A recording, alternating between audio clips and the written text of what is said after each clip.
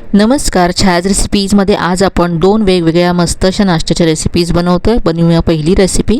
तर इथे मी एक छोटी वाटी रवा घेतला आहे. कुठलीही घरातली छोटी वाटी सेट करा आणि तिने इथे तुम्ही रवा मोजून घ्या. ज्या वाटीने रवा मोजून घेतला त्याच वाटीने मोजून इथे मी बेसन घेतलं आहे. रवा आणि बेसन दोन्ही सम प्रमाणात घ्यायचं आहे आपल्याला आणि अर्धी वाटी यामध्ये दही घालायचं आहे. आता यामध्ये एक वाटी पाणी घेतलं आहे. तर इथे मी एक वाटी रवा, एक वाटी बेसन, अर्धी वाटी दही आणि एक वाटी पाणी असं साहित्य घेतलं. सगळं छान मिक्स करायचं आहे. याच्यातल्या सगळ्या गुठळ्या काढून घ्यायच्या आहेत. तर पहा, हे असं आहे. आता यावरती झाकण ठेवून हे 10 ते 15 मिनटं बाजूला ठेवून द्यायचं आहे, म्हणजे यामधला जो रवा आहे तो छान फुलेल. तर इथे 15 मिनटं झाल्यात आणि पाहू शकता हे आधीपेक्षा थोडंसं घट्ट झालं आहे. यामध्ये आपल्याला आणखी पाणी घालावं लागेल.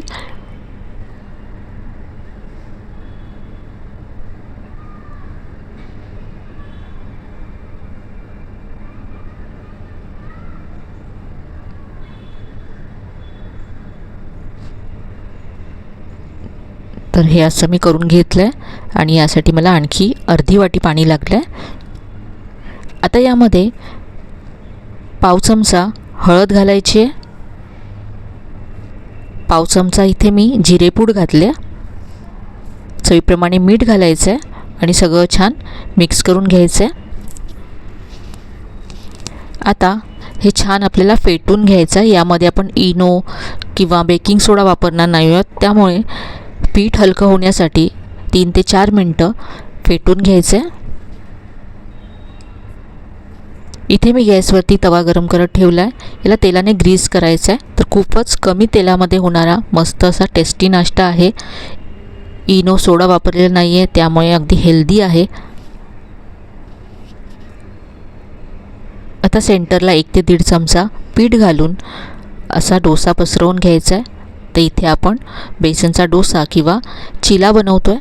खूप साधी सोपी अशी नाश्त्याची रेसिपी आहे. इथे वरची बाजू ड्राय झाल्यानंतर तुम्ही तेल किंवा बटर लावू शकता. इथे मी काहीच लावत नाही आहे. यावरती आता इथे मी शेजवान चटणी घालते. शेजवान चटणी नसेल तर घरी असलेली कुठलीही चटणी तुम्ही यावरती पसरवू शकता. लसूण खोबऱ्याची चटणी जर असेल घरी तर तीसुद्धा तुम्ही इथे पसरवली तरी चालेल.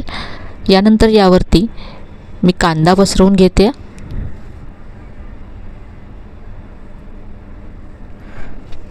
तुम्हाला हवं ते स्टफिंग यावरती तुम्ही पसरवून घेऊ शकता.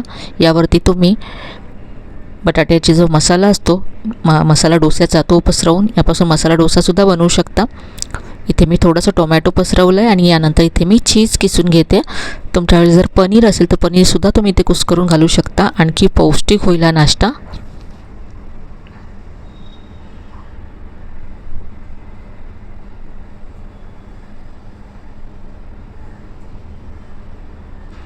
वरून मी थोडीशी हिरवी मिरची पसरवते आणि थोडीशी इथे कोथिंबीर घातली आहे.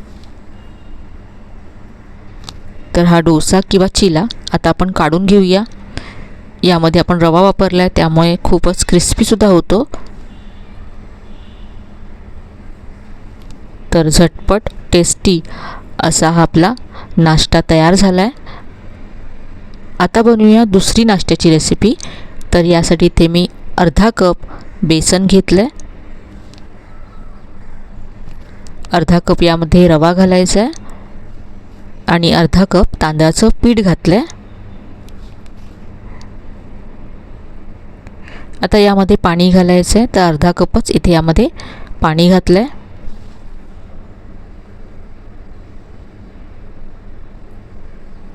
यातले सगळ्या गुठळ्या काढून घ्यायच्या आहेत. तर इथे मी आणखी अर्धा कप पाणी घेतलं आहे.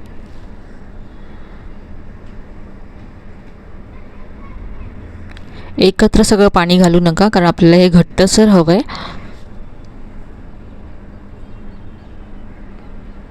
तर हे पाहू शकता इतपत घट्ट आहे आणि यासाठी मला पाऊण कप पाणी लागलं आहे. आता हे आपण झाकून 10-15 मिनटं बाजूला ठेवूया आणि यामध्ये घालण्यासाठी एक वाटण तयार करूया. तर इथे मी मिक्सरच्या भांड्यामध्ये 2 हिरव्या मिरच्या घेतल्या. यामध्ये अर्धा इंच आलं तुकडे करून घातलं आहे.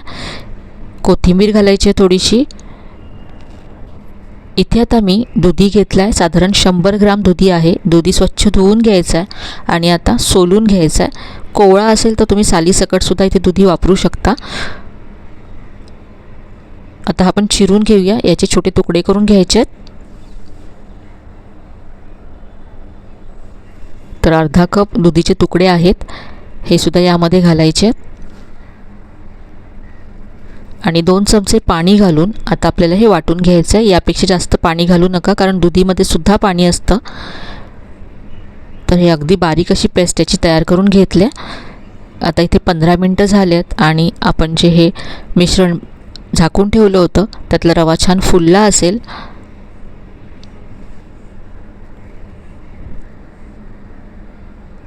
यामध्ये आपण जी पेस्ट तयार केली आहे ती यामध्ये काढून घ्यायची आहे.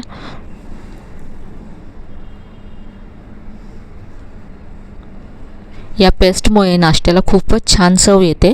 मिक्सरच्या भांड्यामध्ये 2 चमचे पाणी घालून ते सुद्धा यामध्ये मी काढून घेतलं आहे.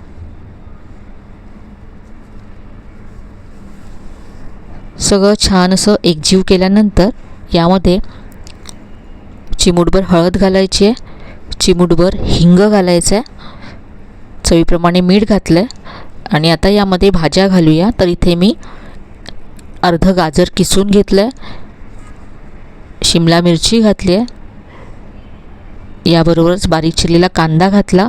इथे भाज्यांचं प्रमाण तुमच्या आवडीप्रमाणे तुम्ही कमी जास्त करू शकता किंवा तुमच्या आवडीच्या भाज्या तुम्ही यामध्ये घालू शकता. स्वीटकॉर्नचे दाणे असतील तर ते सुद्धा तुम्ही इथे घालू शकता. त्याबरोबर पालक बारीक चिरून घालू शकता.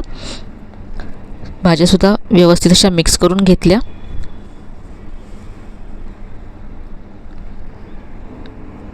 हे आता मिश्रण आपलं तयार आहे. इथे मी कढई गॅसवरती गरम करत ठेवले आणि यामध्ये 1 चमचा तेल घातलं आहे. इथे हा नाश्ता मी या कढईमध्ये बनवणार आहे, पण तुमच्याकडे जर छोटा नॉनस्टिक पॅन असेल तर त्यामध्ये तुम्ही बनवू शकता किंवा तडका पॅनमध्ये सुद्धा बनवू शकता. इथे मी खोलगट कढई घेतली. तेल गरम झाल्यानंतर यावरती मी पाव चमचा मोहरी घातली, पाव चमचा जिरं घातलं आहे आणि पाव चमचा सफेद तीळ घातलेत. आता ही फोडणी आपली गरम होते.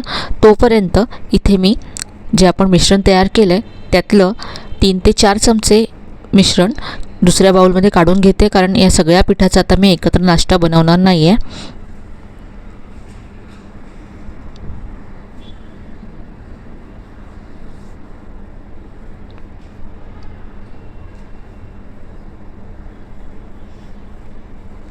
आता या पिठामध्ये पाव चमचा इनो फ्रूट सॉल्ट घालायचा आहे. यावरती अर्धा चमचा लिंबाचा रस घातला, कारण यामध्ये आपण दही किंवा असं काहीच आंबट वापरलेलं नाही आहे. त्यामुळे इथे मी लिंबाचा रस घातला, यामुळे इनोसुद्धा ॲक्टिवेट होईल. सगळं छान मिक्स करून घेतलं आणि आता कढईमध्ये आपण हे पीठ घालूया.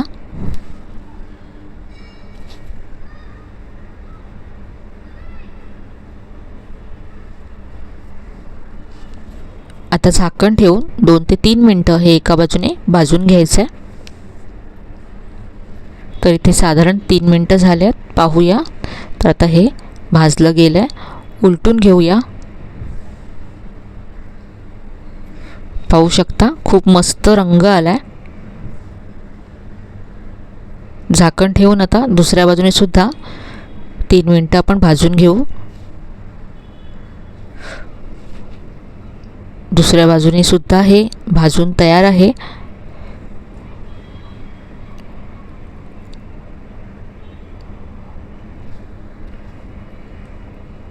काढून घेऊया. तर ही होती आपली दुसरी नाश्त्याची रेसिपी.